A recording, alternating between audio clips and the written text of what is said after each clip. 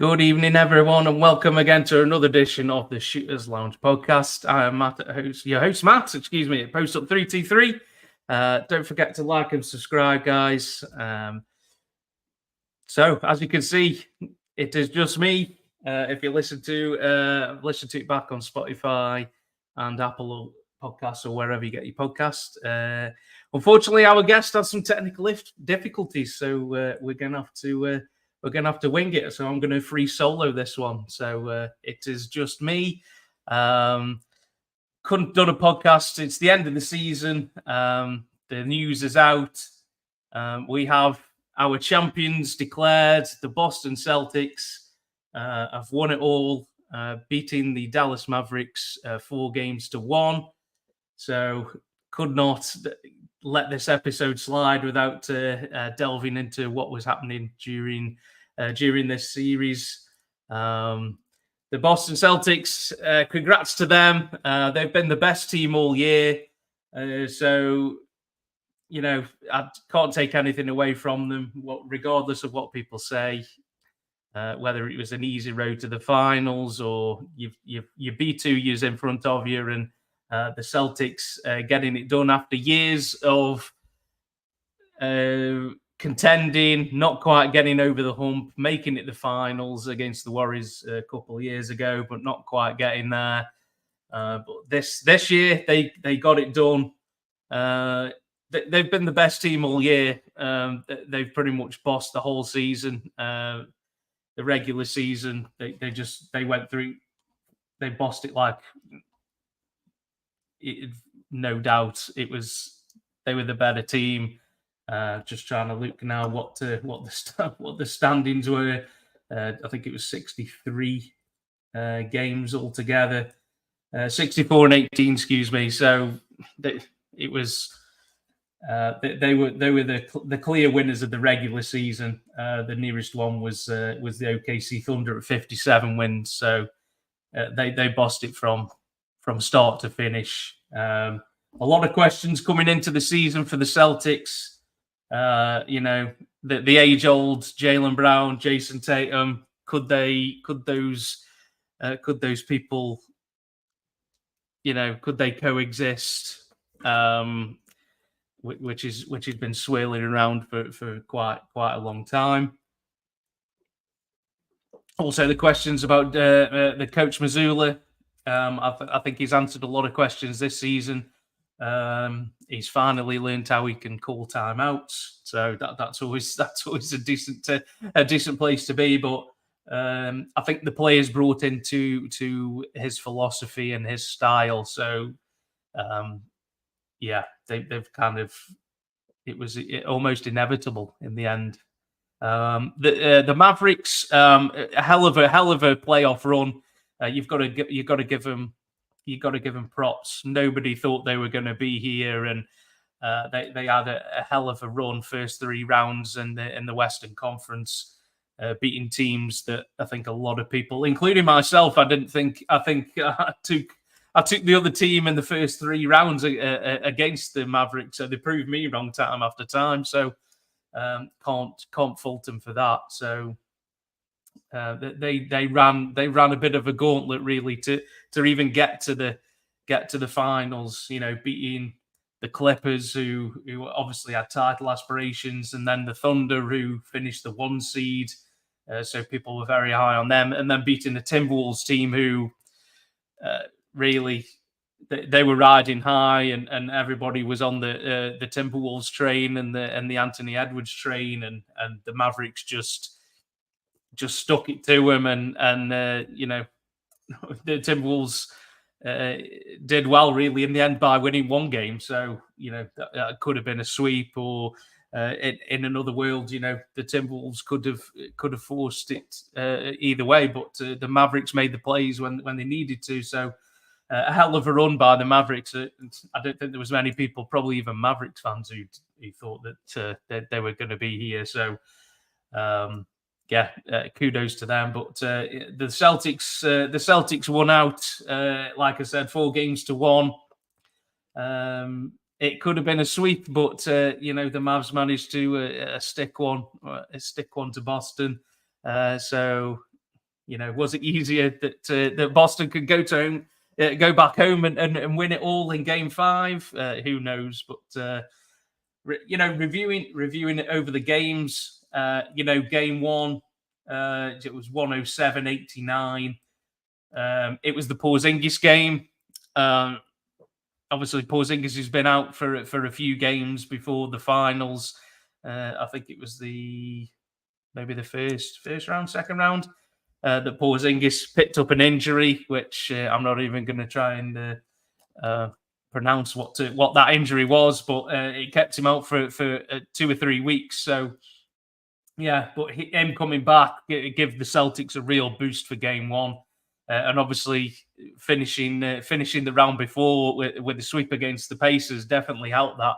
That Porzingis got to, and the rest of the Celtics got a lot more rest. So that definitely helped him. And Porzingis coming on in Game 1 give the Celtics a real boost, and the crowd as well.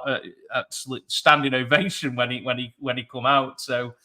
And yeah, he was a real spark for him off the bench. Scored 20 points off the bench. Also made a few blocks as well. Had 3 blocks, I think, in Game 1, and just really give everybody a real lift. I don't know if they needed, but it always helps, doesn't it? Jaylen Brown, 22 points, was also probably the standout guy in that game. And Tatum didn't have a great shooting night, 6 of 16 for 16 points, but had 11 rebounds. Always a great rebounder is JT. So that saw them through. Looking at the Mavs, Doncic brought his 30, 10. Only had 1 assist though. I think as a team they only had 9 assists as a team, which is pretty hard to do, to be honest. So yeah, fair play to them. It's probably harder to do that than to not. So yeah, that was good. Well, not for them, but for Boston. Nobody else really went with Doncic in terms of carrying the scoring load, and Kyrie kind of struggled. He had 12 points, 6 of 19. And unfortunately, that was the kind of theme of the series. Really, Doncic is going to bring his, and he's going to be who he is. And but it's the rest of it. Can somebody from the Mavericks kind of go with him and carry the offensive load? Which, unfortunately, how it ended up, it didn't happen often enough. Which that's what you need when you want to go to the finals. Looking at Game 2, I believe this was the game where Celtics didn't shoot very well from 3. Or was it? Yeah, 10 of 39 for 25%. Everybody was worried because the Celtics shoot a lot of threes, and they were worried that one game they're not going to shoot very well, and is that going to be their downfall? Well, this was the game where they didn't shoot threes very well, and they won anyway. So I think we should have known at this point really where it was their year. So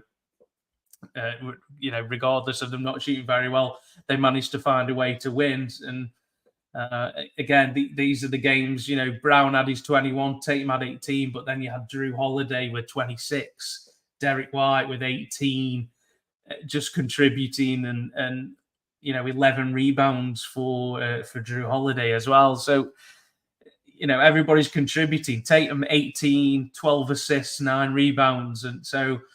Yeah, I think Dallas made a real point of they weren't going to let Tatum play one-on-one, and they wanted to double him a lot. So he had to give the ball up, but he made smart plays and he made the right decisions and finding open guys, and they were hitting the shots, hence the 12 assists. So the guys are finding. He didn't shoot very well again, 6 of 22, 1 of 7 from 3, and so it's not. He's definitely, but he's still finding a way to, and that's what the great players do. They find a way to impact the game, even when you're not having the greatest of shooting nights. So, yeah, fair play to him again. Again, Doncic, 32, 11, and 11. 8 turnovers, unfortunately for him. But when you have as much ball usage as he does, it's very difficult, especially playing against this Celtics team. And they have 4, maybe 5 really good one-on-one defenders, and it's really hard for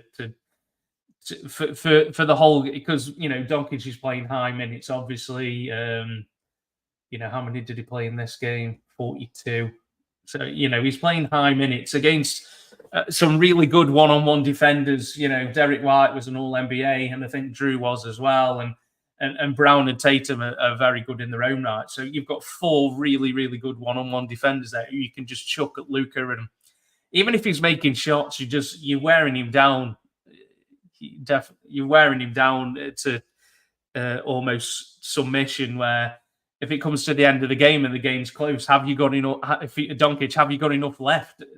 Because you've had to work so hard to get the points, and I think we'll come to probably the next game where after Doncic got a lot of stick for his defense. So you can't. It's the finals. You can't hide.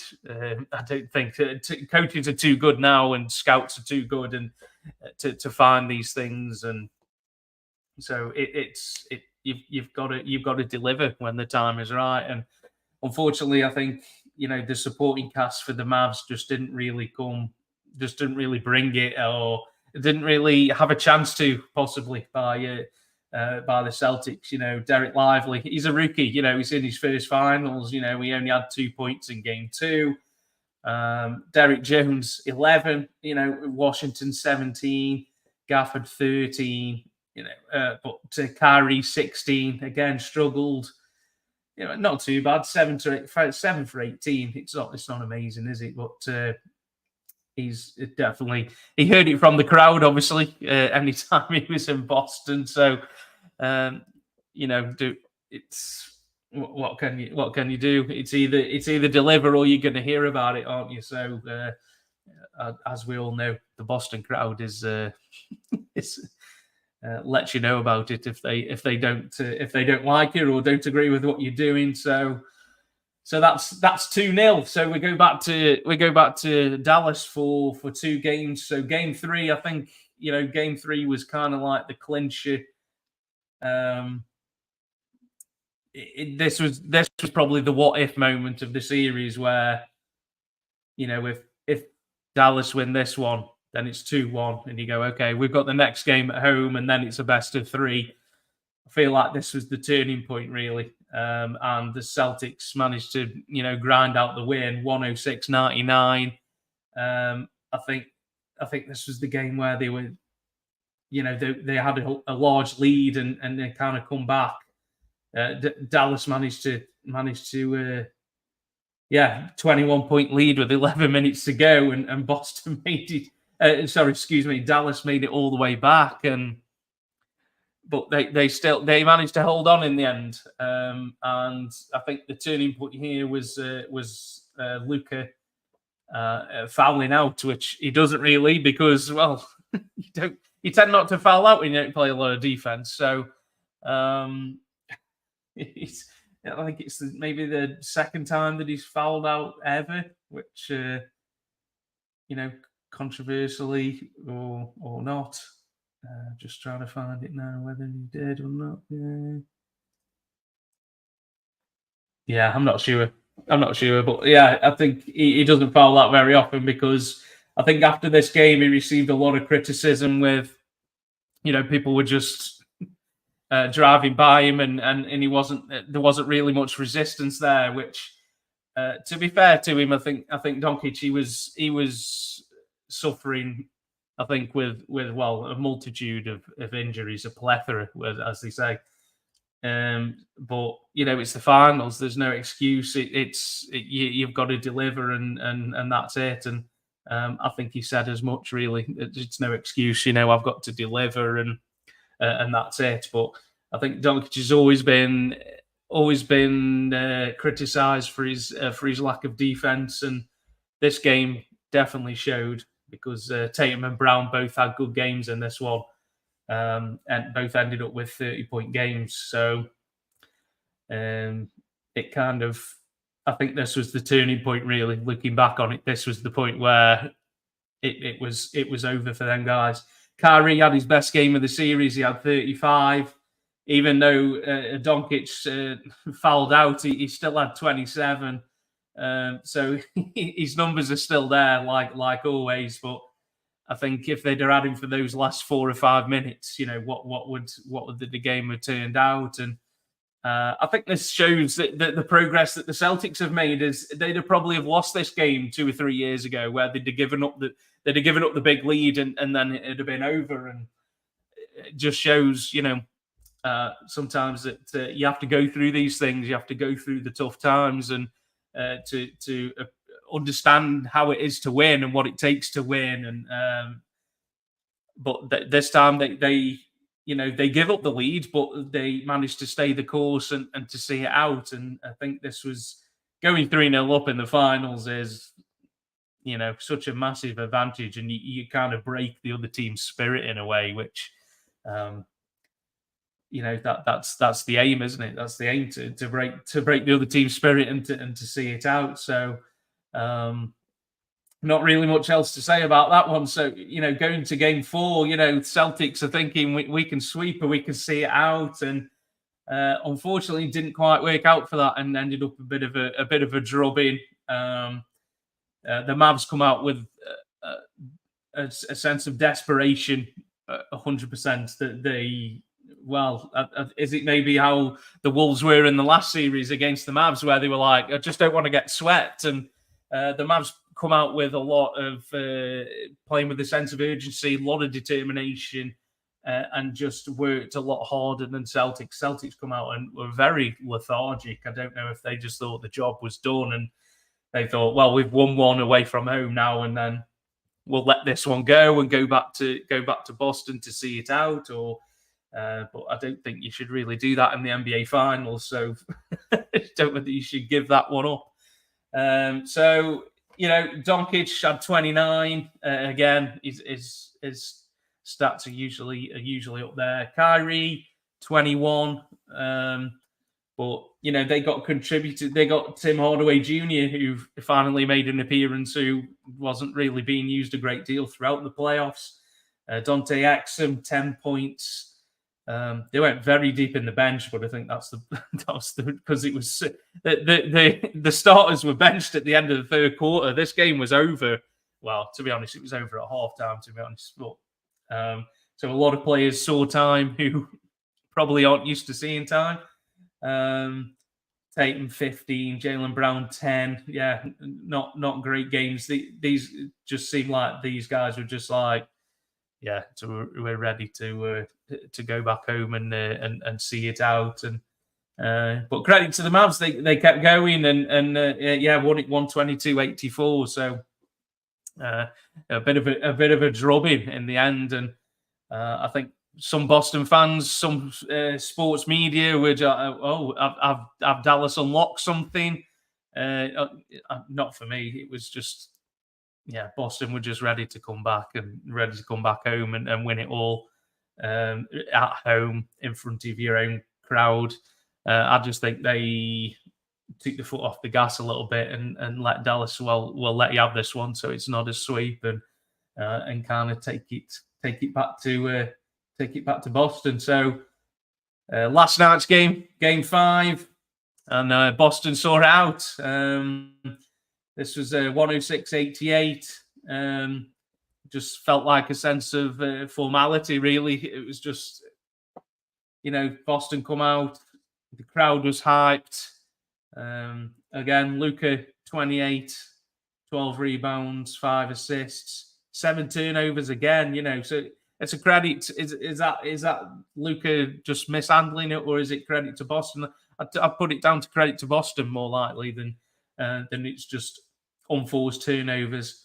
Kyrie again struggled in Boston. He struggled in all three Boston games. 15 points, 5 of 16. He had 9 assists, fair enough, but Luka needed somebody else, and I think in the early rounds he got Kyrie with him in the scoring wise, and making it very difficult to beat when both of them were giving you 30. But in this series, he's struggled, and it's probably credit to Boston of the job that they did. So fair play to him. Josh Green, 14 off the bench. But again, nobody else kind of went with him. Derrick Jones Jr. 10, PJ Washington 4 points, Gafford 6 points, Lively 2 points. Just didn't have like they have in the earlier rounds. I think they had so many open shots, especially Jones and PJ Washington. There's so many free uncontested shots in the previous rounds, and that was down to Luka and Kyrie. But this Boston defense was that good that they weren't allowed to have those free shots or uncontested shots like they did. So they made it very hard for them, and the kind of great game plan by Coach Mazzulla and his staff. So looking at Boston, Brown again, solid 21, 8 rebounds, 6 assists. Jason Tatum, 31 points. It's probably Tatum's best game. He left the best game till last, which, closeout game, fair play. He left his best game to the last one, 31 points, 8 rebounds, 11 assists. So only committed 2 turnovers, which is always good, turn the ball over. Derek White contributed 14, Drew Holiday 15. Kristaps come back on after, again, he sat out another couple of games. The crowd went nuts when Porzingis come back out, and that was good. Peyton Pritchard come on for like one play and then hit a half-court shot at the end of halftime, which the crowd just went nuts when that went in, which so fair play to them. But in the end, like I said earlier, guys, the Celtics bossed this season from start to finish.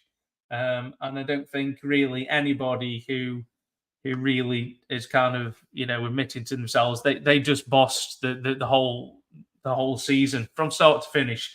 They bossed the regular season, and they mowed down anybody who was in their way. Whether people want to say it was an easy route or whatever, I don't believe in any of that. You can't.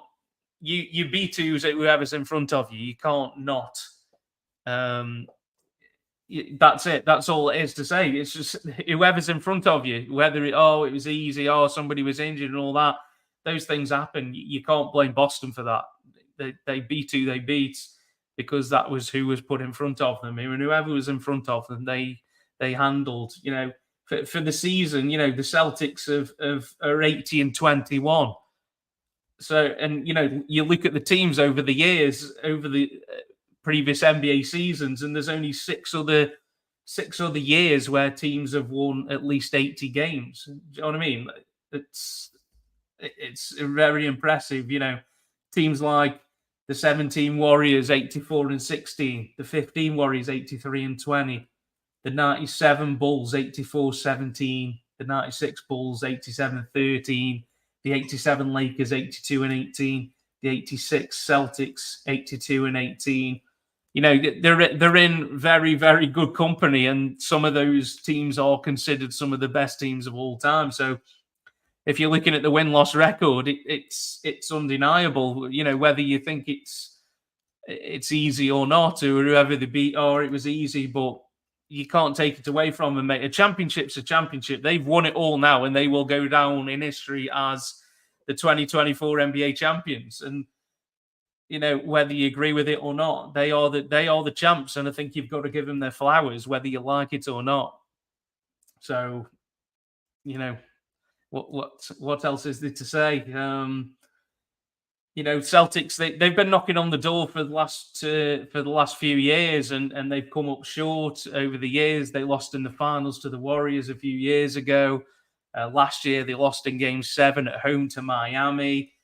They got beaten by the Nets with KD, Kyrie, and Harden 1 year. They lost Game 7 at home to LeBron and the Cavs.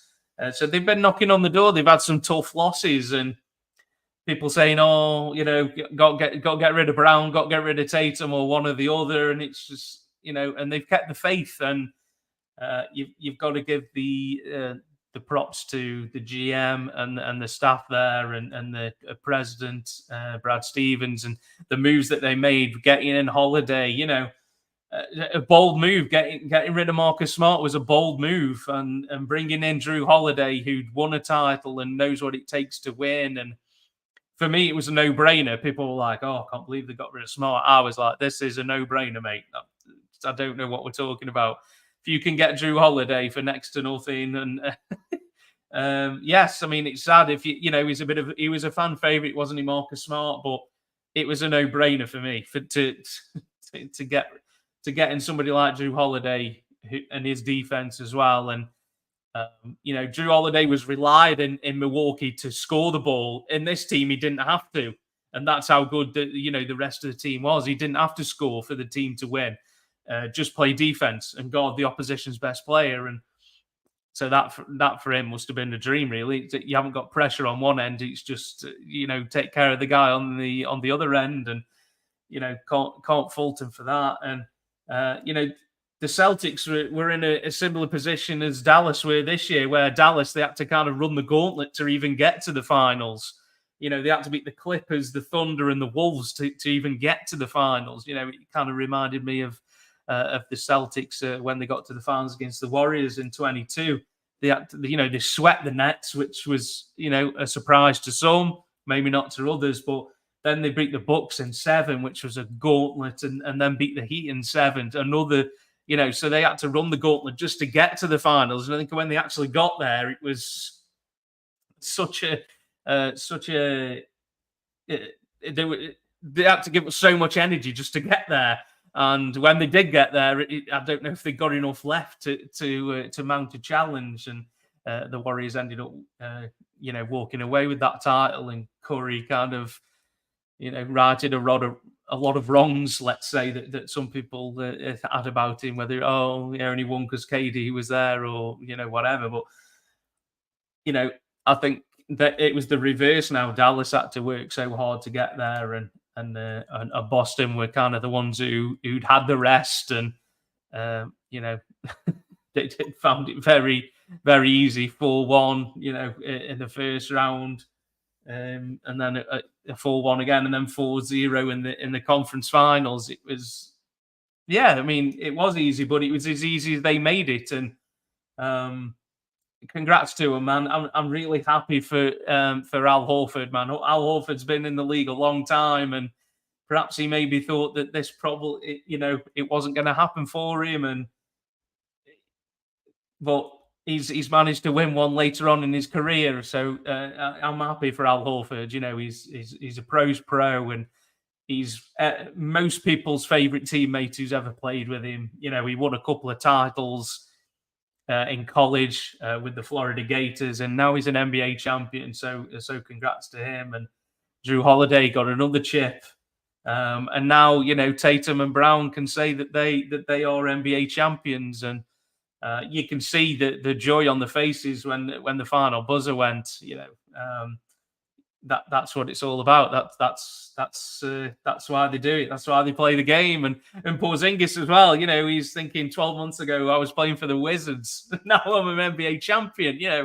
It's just whether you like them or hate them. You can't. I'm sure you can't be mad at that, surely. But I'm sure people will find ways to to hate it or whatever. But Finals MVP was Jaylen Brown. I'm not quite sure actually what his stats were in the end. Just over 20 points a game. Just get them up now, guys. 20.8 points a game, 5 assists, 5.4 rebounds, but also did a great job on the defensive end as well. And so did Tatum. Tatum had to maybe slightly better numbers. So, whether you think Tatum should have won Finals MVP over Jaylen, I don't know. Tatum ended up with 22 points a game, 7 rebounds, nearly 8 rebounds and 7 assists. So, but Tatum had some bad shooting some bad shooting games. So maybe that's what swung it. Jaylen was 44% from the field, and Tatum was 38. I mean, both of them not great from three, but it didn't seem to matter. They had other guys who could shoot decent from three. Drew Holiday 40%.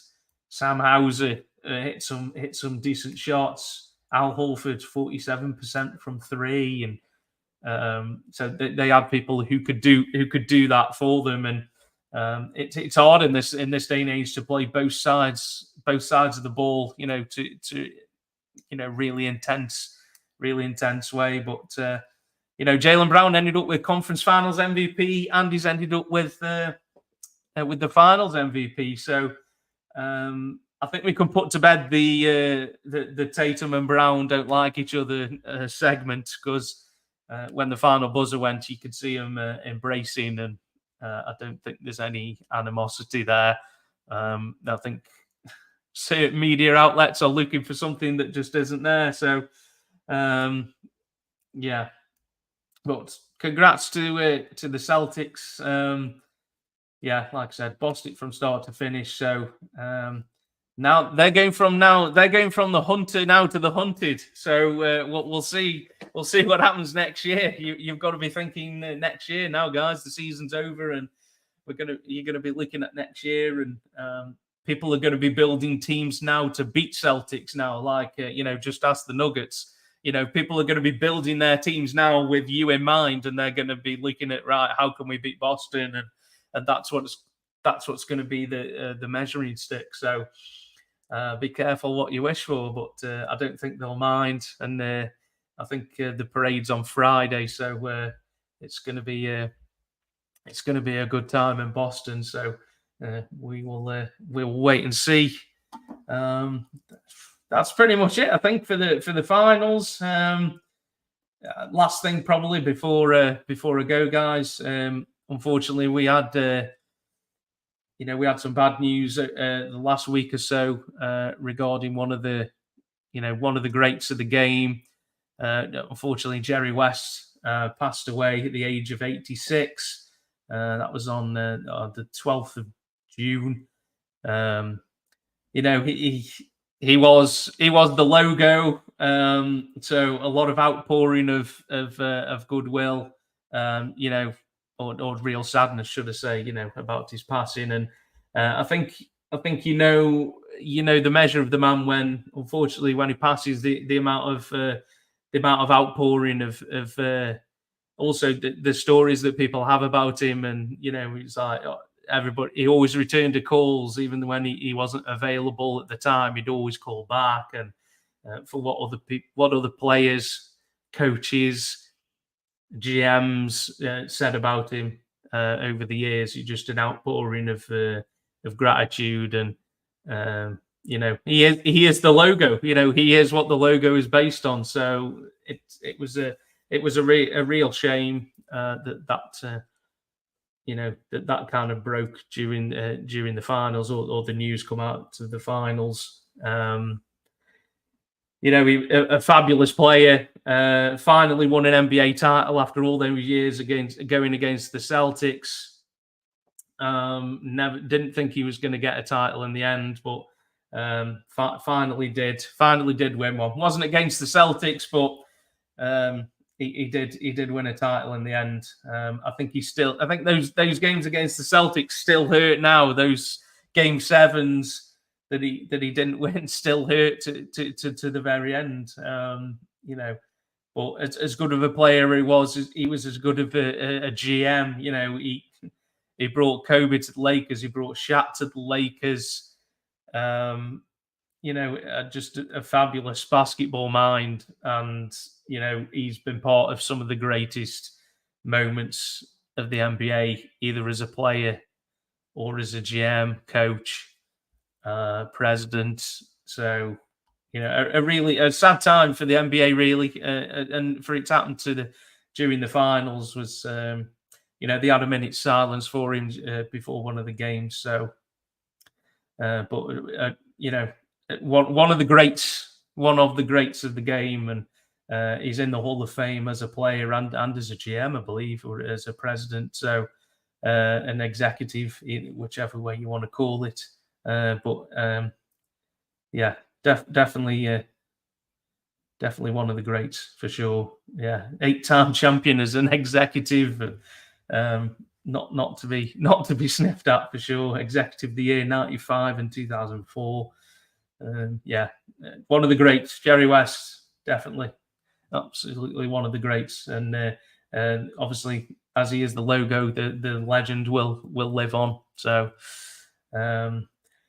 I think that's all we've got time for, guys. So thanks very much for stopping by. If you've been watching, thank you very much.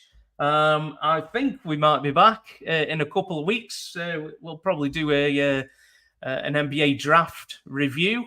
I don't know if anybody's too enthusiastic about the draft this year. There's no Wembanyama, there's no Zion, but we will review the draft and give you all the information that you need. And also later on in the week, guys, stay tuned. We may have a special podcast with some Boston Celtic fans talking about winning that 18th banner, which takes them ahead of the Lakers, which I'm sure the Lakers fans are not too impressed about. But so stay tuned for that. You'll be able to listen back to this podcast, just me, just talking away like an idiot, on Spotify, Apple, and wherever you get your podcasts. So stay tuned for any more updates on the socials. You'll be able to follow us on Shooters Lounge 3. I'm Matt at PostUp323. Thanks very much for listening or watching, guys. Thanks very much. And we will see you again very soon. Take care.